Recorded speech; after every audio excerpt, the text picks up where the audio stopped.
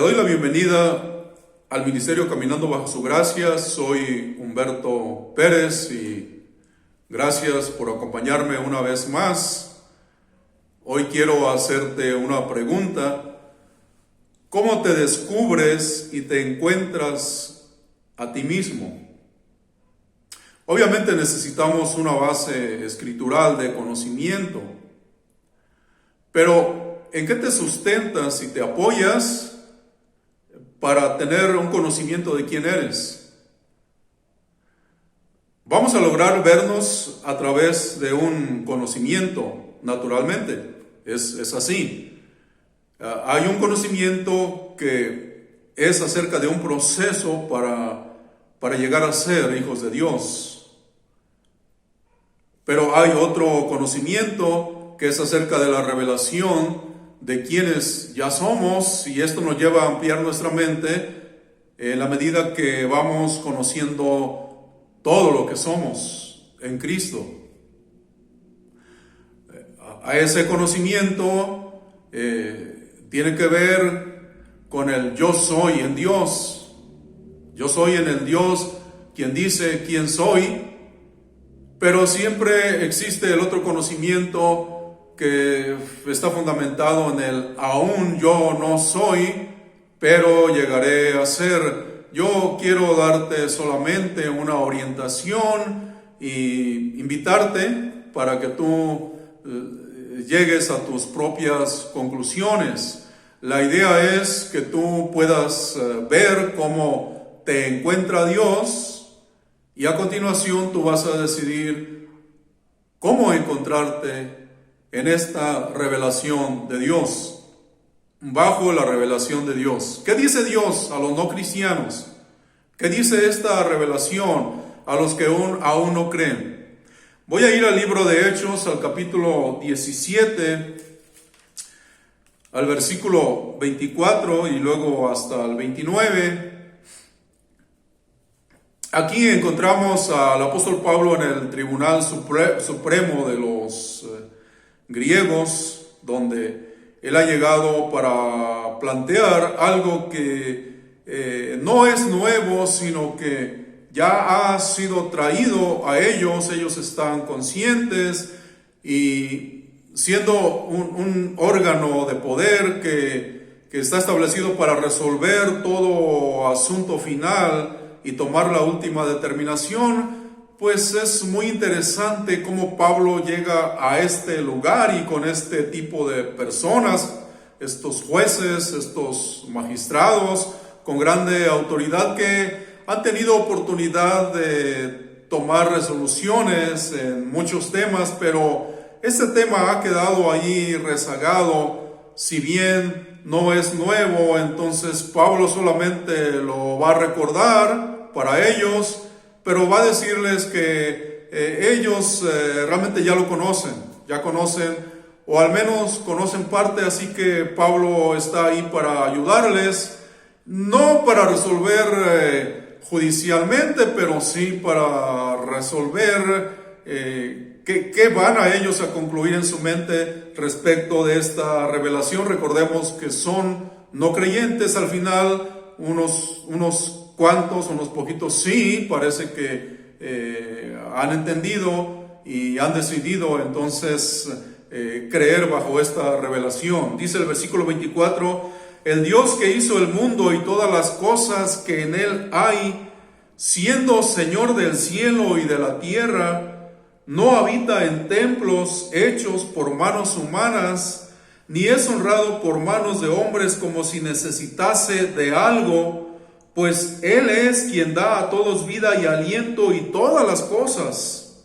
Y de una sangre ha hecho todo el linaje de los hombres para que habiten sobre la faz de la tierra, y les ha prefijado el orden de los tiempos y los límites de su habitación, para que busquen a Dios, si en alguna manera palpando puedan hallarle, aunque ciertamente no está lejos de cada uno de nosotros, porque en él vivimos y nos movemos y somos, como algunos de vuestros propios poetas también han dicho, porque linaje suyo somos.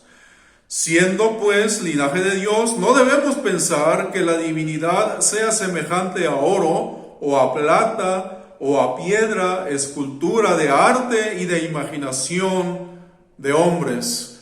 Pablo trae este tema y está diciendo, ustedes conocen porque sus propios poetas han estado diciendo durante años, en un lenguaje no bíblico, claro. Ahora Pablo parece que trae lo que nosotros ahora llamamos un lenguaje bíblico, una manera de hablar hacia las personas.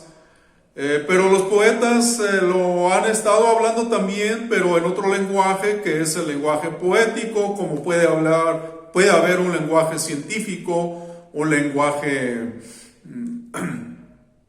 político, social en alguna otra manera.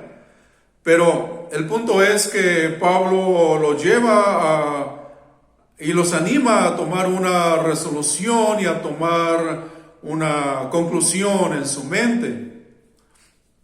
Entonces, pero cuando estos poetas han venido, ellos han permanecido como dormidos o como inconscientes. Así que llega Pablo a despertarlos a la verdad y enfatiza lo que ellos ya habían estado escuchando con anterioridad por parte de sus propios poetas.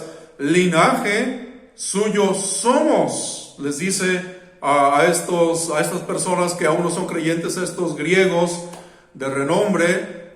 Y Pablo usa la palabra genos, el término genos, que tiene que ver con genealogía, con descendencia. Propiamente les está diciendo, ustedes son genealogía, su génesis es Dios, ustedes son descendientes, y por cuanto somos descendientes, somos genealogía y nuestro origen está en Dios, no debemos pensar y no debemos concluir en nuestra mente equivocadamente. ¿Qué es lo que no debemos concluir equivocadamente? Dice Pablo, dice en el versículo 29, siendo pues linaje de Dios, no debemos pensar, no debemos concluir apresuradamente en nuestra mente que Dios sea una cosa inerte que está ahí para provocar la religiosidad y envolver a una adoración sin sentido y sin entendimiento, sin ninguna revelación de la verdad. Dios no está quieto. Dios, para los griegos que no tienen idea del verdadero Dios y realmente no lo conocen, pareciera que este Dios verdadero es alguien como todos los demás, inerte, que no tiene vida, que es impasible, sin el ánimo mínimo de expresar sentimientos y emociones, sin interés por la humanidad, que es su creación. Pero Pablo dice, Dios sí tiene interés en todos nosotros, en todos ustedes. Dios tiene vida, Dios es la vida, Dios imparte vida, Dios es amor, Dios expresa amor siempre, en todo momento, por medio de Jesucristo. Dios imparte siempre solamente amor. Dios no expresa castigo o venganza, y no tiene nada que ver con esa contaminación de su mitología en la cultura griega, donde ellos están inmersos y están saturados de una idea de venganza en cuanto a estos dioses mitológicos. Abundan las historias mitológicas de venganza entre estos mismos dioses que solían personificarlos como seres humanos y someterlos a las pasiones humanas. Y parece que hay un paralelismo entre la sociedad, entre lo que ocurría y lo que estos magistrados trataban, muchos asuntos de las situaciones de la vida, y aplicaban esas mismas situaciones en la mitología, en las vidas de estos supuestos dioses. Pero Dios no expresa venganza. Entonces Pablo está tratando entonces de aclarar su mente y de ayudarles, y está diciéndoles que Dios viene a expresar sus beneficios de gracia únicamente en todo tiempo y por medio de Jesucristo. Que Dios nos revela quiénes somos y les dice: ustedes son linaje, ustedes son creación de Dios. Y todo lo que Dios expresa, lo expresa por medio de Jesucristo. Pero ¿acaso lo que Dios expresa también tiene que ver con su ira? Ahora es necesario preguntarnos, los cristianos, que tan familiarizados estamos con la idea de ver a un Dios de ira, y que esa ira muchas veces la malinterpretamos como un castigo, como algo vengativo, y en cierta forma haciendo igual a Dios como a cualquiera de esos dioses mitológicos. Pero ¿acaso Dios no revela y se expresa en su ira divina a través de Jesucristo? Sí, claro que Dios es sumamente expresivo y sin límites, y Dios se expresa dentro de la revelación de Jesucristo, y por medio de Jesucristo expresa su ira.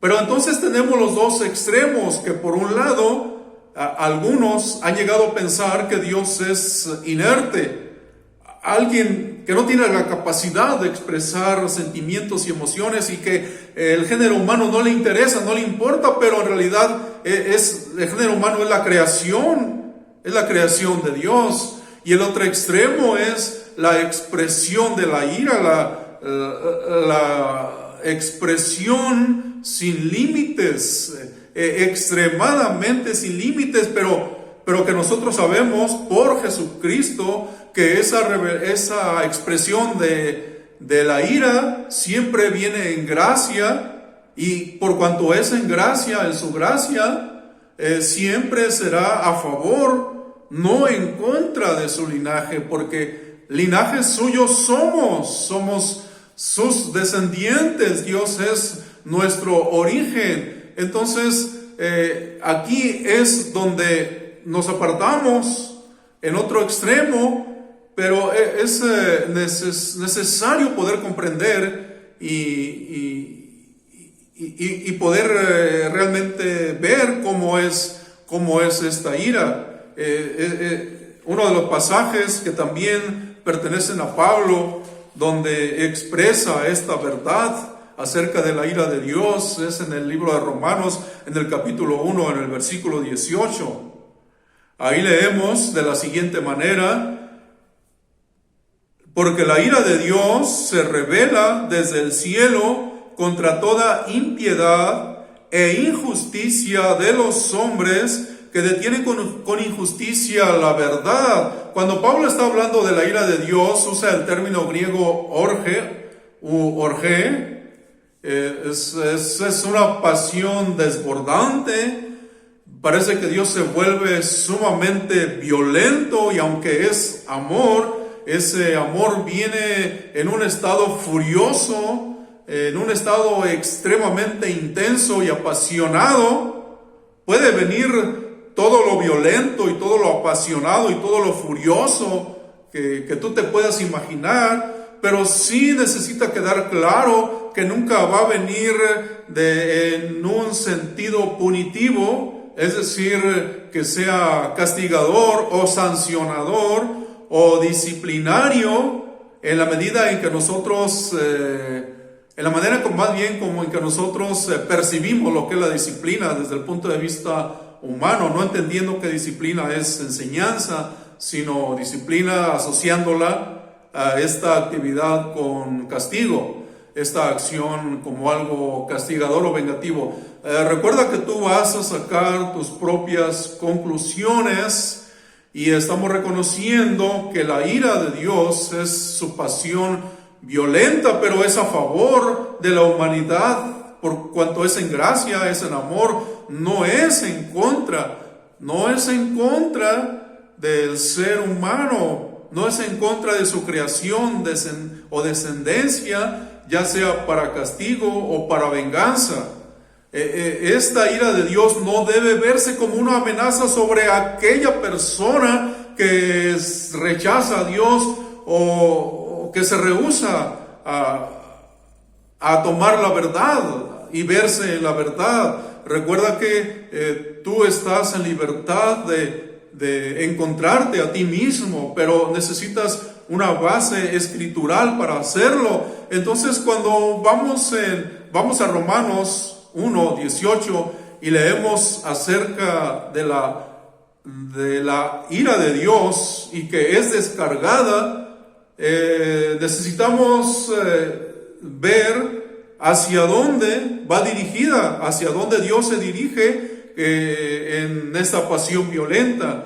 Volvamos a leerlo detenidamente, porque la ira de Dios se revela desde el cielo, obviamente viene de parte de Dios, contra toda impiedad e injusticia de los hombres.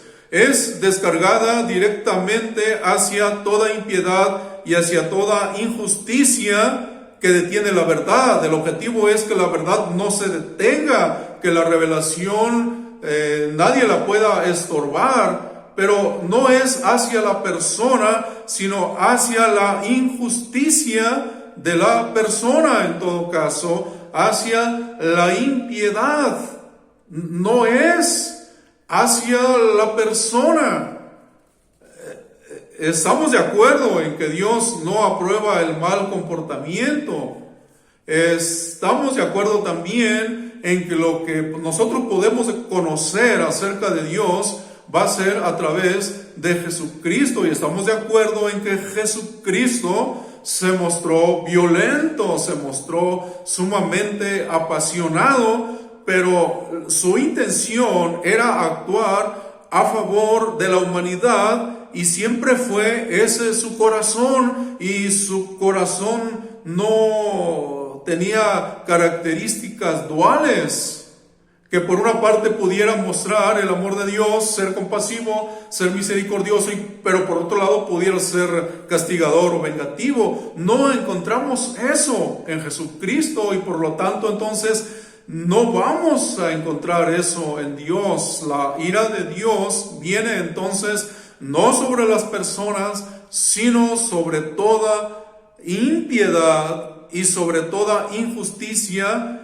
sobre todo aquello que va en contra de la revelación acerca de quién eres tú, de la revelación acerca de cómo te encuentra Dios, cómo te revela a ti Dios, diciéndote que tú eres linaje, que tú eres genealogía de Dios, que tú desciendes de Dios, y todo aquello entonces que viene a detener esa verdad acerca de quién eres tú, eso es lo que ocasiona que Dios se vuelva entonces muy apasionado y llegue a expresar esa pasión por ti, y que tú la puedas interpretar como algo violento, pero que en realidad es algo que viene a tu favor, porque Dios es amor. Claro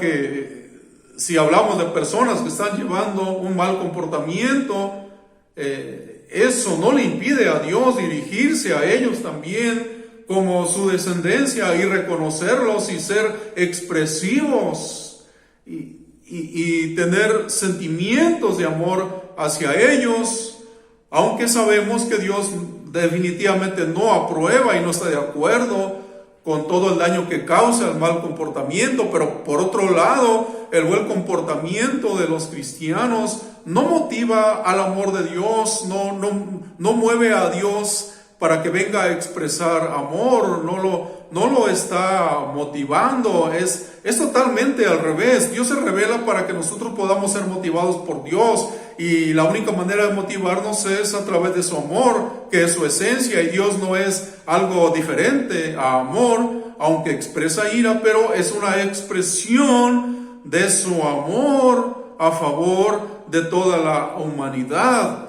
Es igualmente Dios bendice al que cree, al que no cree, o mejor dicho, Dios ya lo bendijo y va a venir a expresar esas bendiciones para que podamos conocerlo, y tú tienes entonces la oportunidad de conocerlo y de encontrarte aquí exactamente delante del verdadero Dios, siendo entonces nosotros genealogía, siendo tu genealogía de Dios. No debemos pensar, tú no debes pensar, no debes llegar a conclusiones apresuradas en tu mente acerca de los dos extremos. Dios no es impasible, Dios es sumamente expresivo, y Dios, por otro lado, en el otro extremo, nunca va a enviar su ira hacia ti, hacia tu vida. La va a enviar hacia todo aquello que detiene el que tú tengas la oportunidad de conocer quién eres, y todo aquello que detiene ese conocimiento básico para que tú puedas entonces poder encontrarte a ti mismo como Dios te encuentra a ti. Tal vez tú sientas la ira como algo personal, pero no es contra ti, es contra todo aquello que detiene el conocimiento acerca de quién eres tú, para que tú puedas saber, tú puedas verdaderamente encontrarte a ti mismo. Y la manera en que tú te vas a encontrar cuando realmente tú te reconozcas delante de Dios es que tú eres bendecido, tú fuiste bendecido desde antes de la fundación del mundo, como descendencia de Dios. No te vas a encontrar, cuando tú llegas a entender la gracia, no te puedes encontrar de otra manera, porque otra manera es una manera muy pobre, muy miserable. Y Dios no te dio una condición miserable, Dios te llenó de bendiciones y te dice que te ha bendecido con toda bendición espiritual. Entonces, en el sentido de que tú eres bendecido por Dios con toda bendición espiritual, encuéntrate a ti mismo en este Dios de todos, que es sobre todos y por todos y en todos.